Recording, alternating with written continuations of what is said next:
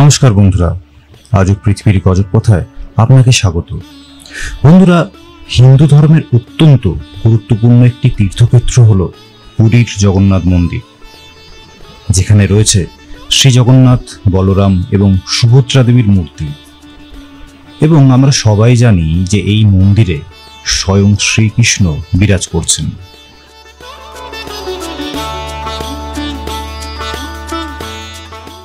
এবং পুরীর এই মন্দিরটি কিন্তু বহু প্রাচীন। অবন্তীর সোমবংশ রাজা ইন্দ্রদ্যুম্ন পুরীর ভগবান জগন্নাথের প্রধান মন্দিরটি কিন্তু নির্মাণ করেছিলেন। আর এই বিশাল মন্দিরটির নানা রকম রহস্য রয়েছে। সবচেয়ে বড় রহস্য হলো সমুদ্রের একদম কাছে অবস্থিত হলেও এই মন্দিরে সমুদ্রের গর্জন শোনা যায় না।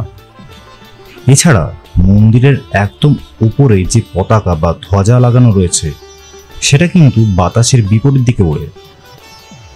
কিন্তু কেন, সেই নিয়ে আজকের এই ভিডিও। তো বন্ধুরা, আসুন আজ জেনে নিই বহু প্রাচীন এই মন্দিরের এই রহস্যটা, যেটি আজ পর্যন্ত কেউ সমাধান করতে পারেনি। বন্ধুরা, এমনিতেই শ্রী জগন্নাথ মন্দির বহু ইতিহাসে সাক্ষী হয়ে রয়েছে। আর এই মন্দিরের মাহাত্ম্য গোটা বিশ্বে ছড়িয়ে রয়েছে।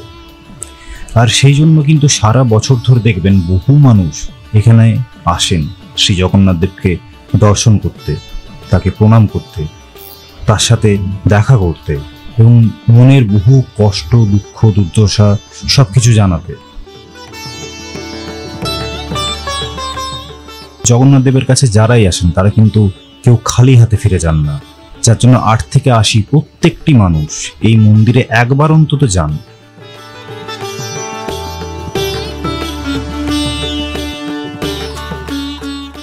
রহস্যের কথা যখন উঠলো তখন বলি, এই মন্দিরের যে রান্নাঘরটি আছে সেটি কিন্তু বিশ্বের সব থেকে বড় রান্নাঘর এবং খুব রহস্যময় রান্নাঘর।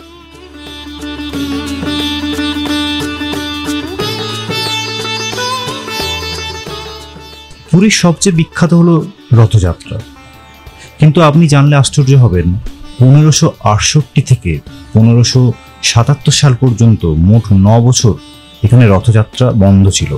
কারণ 1568 সালে বাংলার কররানী রাজা সুলাইমান খান কররানীর সেনাপতি কালাপাহাড় পুরীর জগন্নাথ মন্দির আক্রমণ করেন। পরপর কয়েক বছর ধরে লাগাতার আক্রমণ করা হয় কিন্তু জগন্নাথ মন্দিরের উপর, যদিও খুব বড় রকমের ক্ষতি কেউই করতে পারেনি।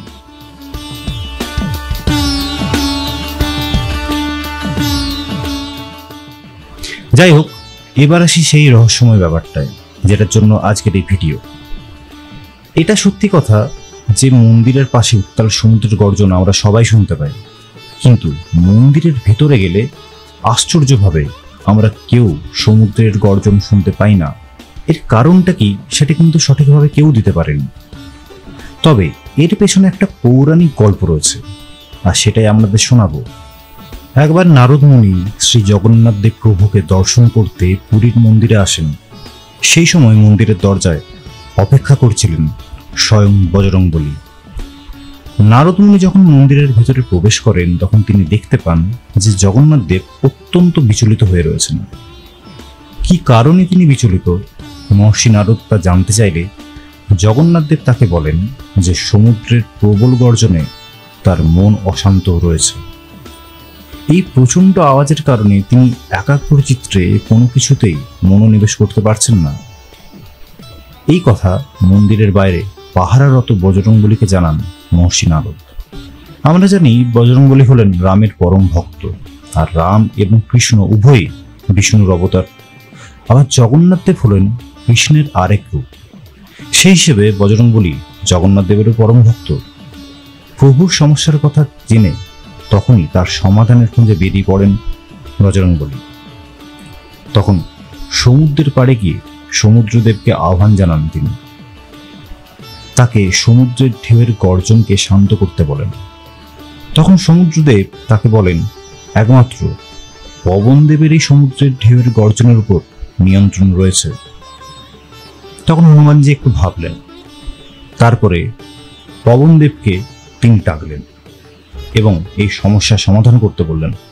পবনদেব কিছুক্ষণ ভেবে তাকে বলেন যে সমুদ্রের গর্জনকে একমাত্র তখনই চুপ করানো যাবে যদি যেদিক থেকে হাওয়া বইছে তার থেকে জোরে অন্যদিকে হাওয়া যদি বওয়ানো যায়।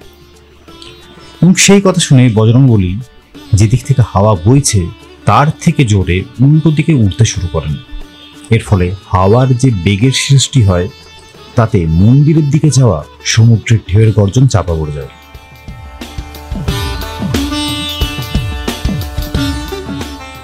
এটা একটা পৌরাণিক কাহিনী, কিন্তু এটা সত্যি কথা যে পুরীর মন্দিরে আপনারা যারাই গেছেন তারা কিন্তু এই ব্যাপারটা লক্ষ্য করেছেন যে চূড়োর পতাকা সবসময় হাওয়ার উল্টো দিকে বইছে, এবং আশেপাশে যেসব মন্দিরগুলো আছে সেখানকার পতাকা কিন্তু হাওয়া যেদিকে বইছে সেদিকে কিন্তু উঠছে। অবশ্য এই তথ্য অনেক মানুষ বিশ্বাস করেন না, কিন্তু কথায় আছে বিশ্বাসে মেলায় বস্তু, তর্কে বহুদূর। আপনি আস্তিক হন বা নাস্তিক, আপনি বিজ্ঞানে বিশ্বাস করুন বা না করুন, কিন্তু পৃথিবীতে এমন কিছু ঘটনা ঘটে যার কোনো ব্যাখ্যা আমরা দিতে পারি না। যদি আপনিও জগন্নাথ মন্দিরে গিয়ে থাকেন এবং এই রহস্যময় ব্যাপারটি লক্ষ্য করেছেন তাহলে আমাদেরকে জানান, এবং এই ভিডিওটি ভালো লাগলে অতি অবশ্যই লাইক শেয়ার করবেন এবং চ্যানেলটি অতি অবশ্যই সাবস্ক্রাইব করে রাখবেন। ধন্যবাদ।